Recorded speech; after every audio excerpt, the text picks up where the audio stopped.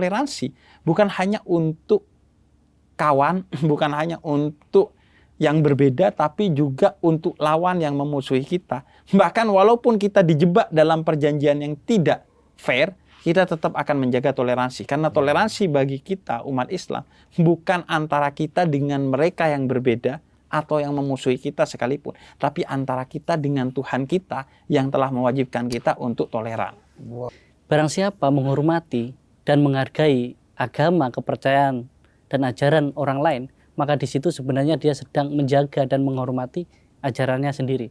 Dan bila mana ia mencela ataupun mungkin merusak agama orang lain atau kepercayaan orang lain, sebenarnya di situ dia sedang merusak agamanya sendiri. Abisata Bhawantu Sukitata.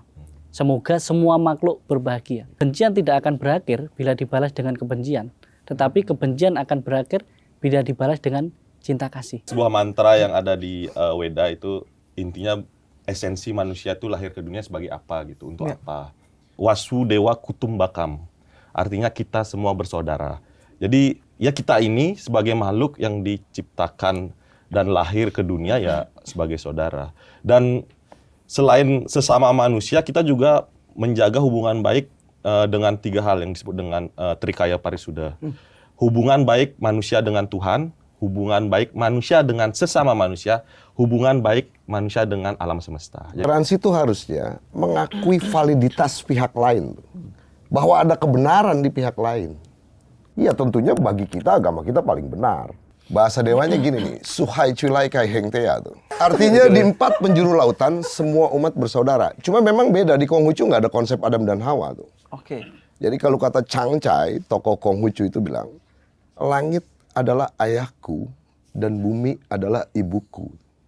Kenapa kita bersaudara? Karena kita lahir, hidup, makan dari satu sumber yang sama, yaitu bumi ini.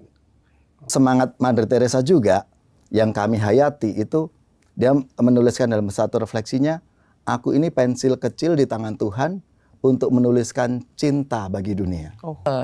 Inti dari ajaran kita selalu mengutamakan kasih. Seluruh Alkitab itu ajarannya bisa disimpulkan dengan 2 hal aja. Kasihilah Tuhan dan kasihilah sesama.